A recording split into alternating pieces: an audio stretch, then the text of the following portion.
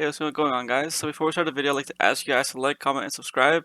So we have a couple big updates from Splinterlands. This is our big update here. Pretty much is what's going on in the future with SPS staking and how it's going to work. So a lot of people are mad or happy about this depending on how much SPS you own.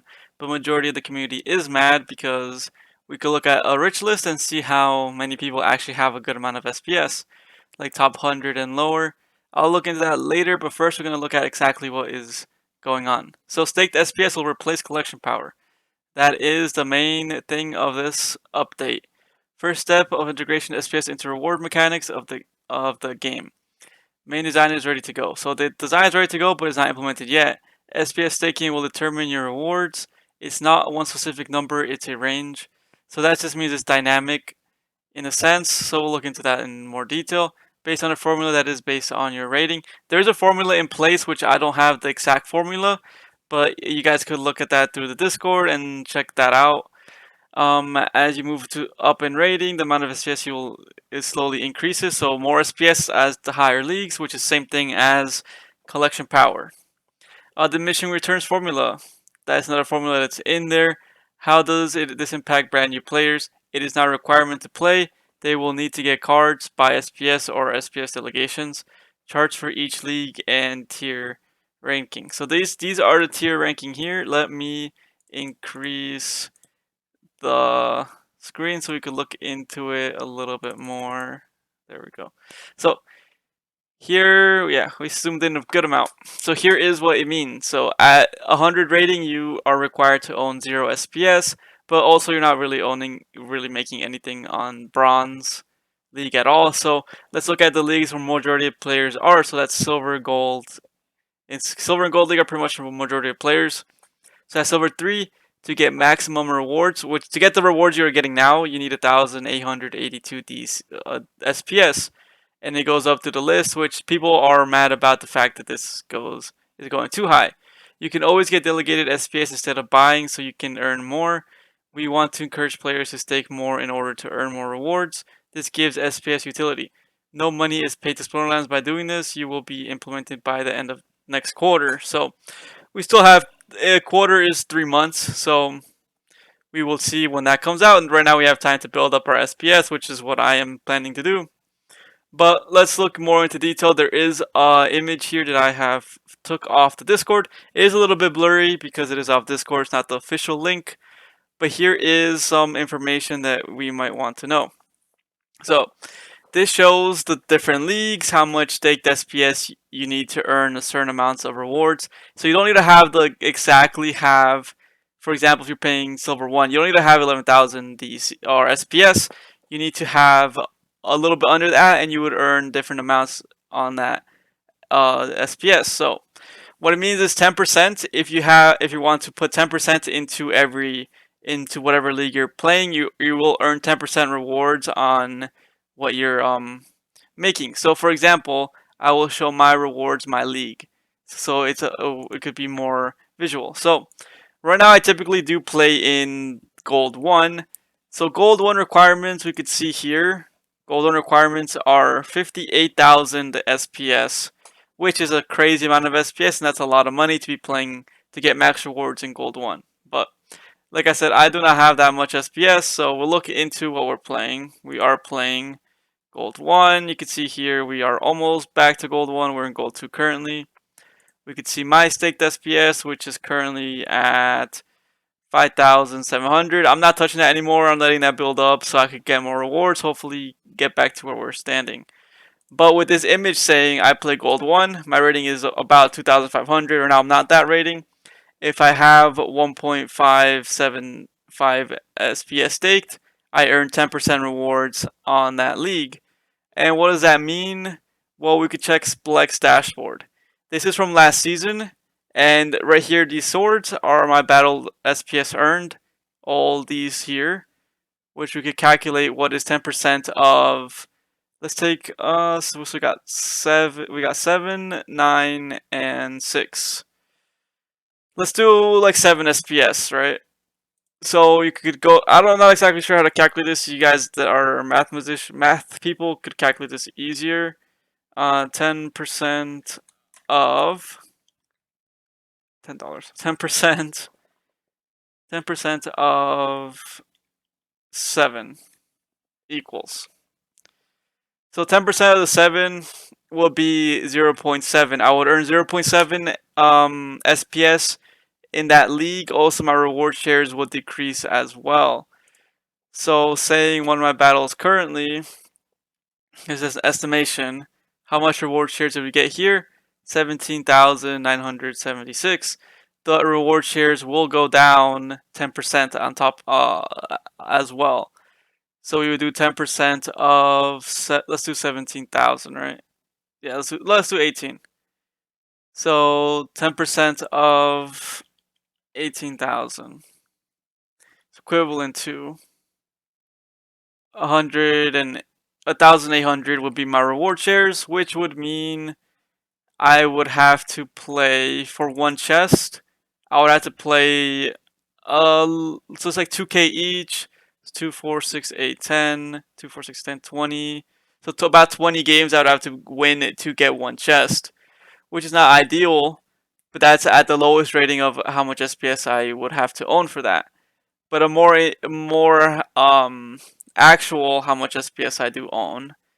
I do own 5.7. So at gold 1, I own 5.7. So around 30%.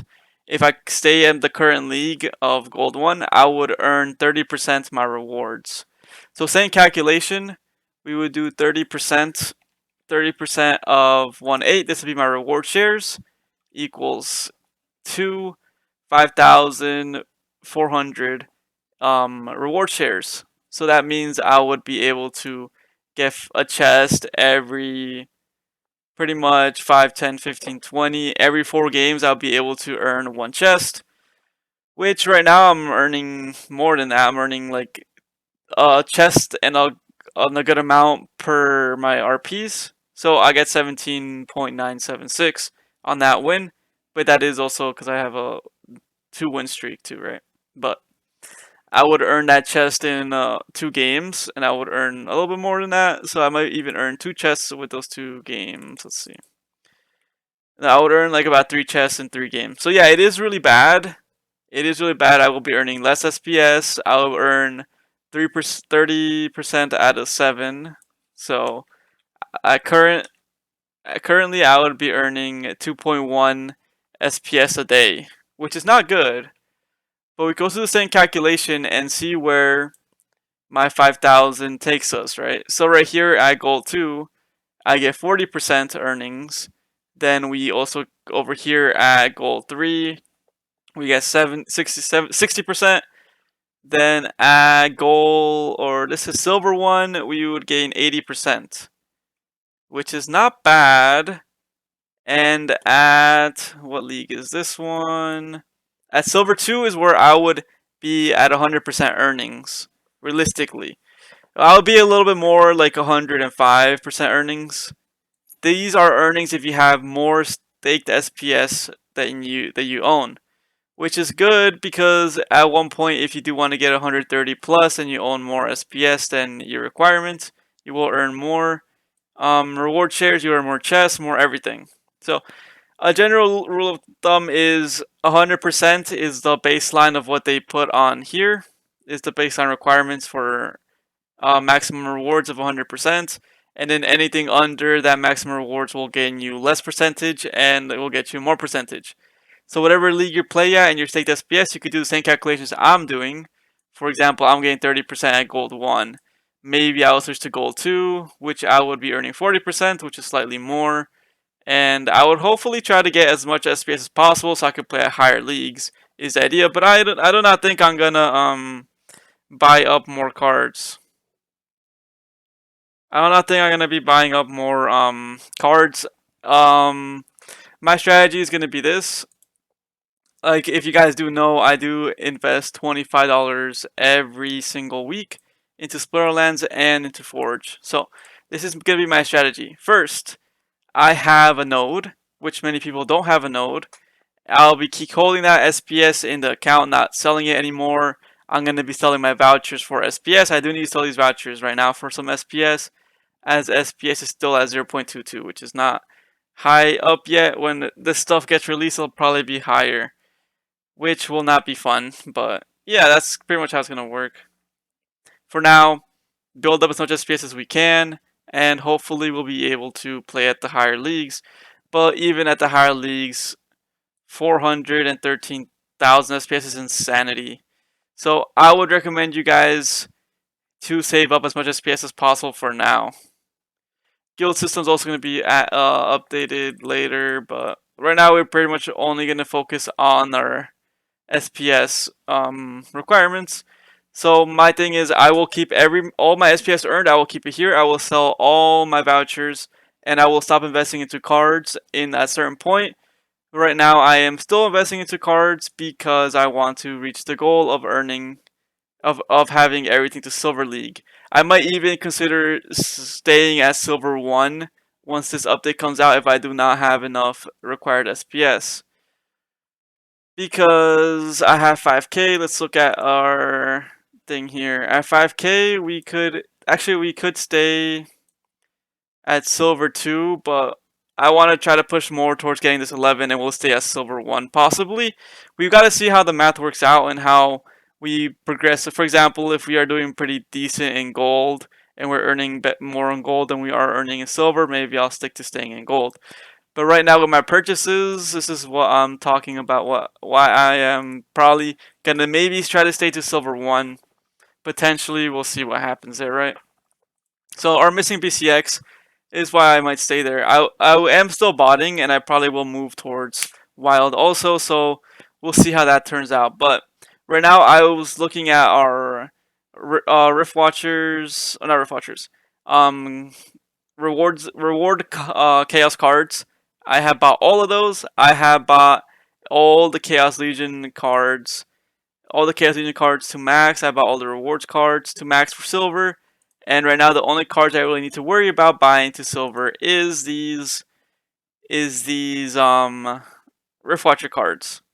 So I'm trying to buy all these Rift Watcher cards to max before I start looking at buying some SPS, but I am still going to be earning some SPS and selling my vouchers for that as well. So that's my strategy going into this: buy cards with silver and then start buying SPS to try to get to gold again. But like I said, it is very expensive to reach to gold.